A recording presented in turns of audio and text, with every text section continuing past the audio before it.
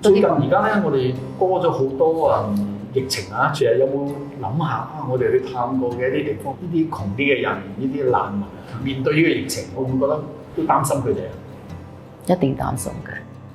發達嘅國家都有時都唔知點面對嗰次。你記得我哋去嗰難民嗰個，大家焗住喺入邊，有時有水災，有時冇乾淨嘅食水，同埋醫療方面根本係零。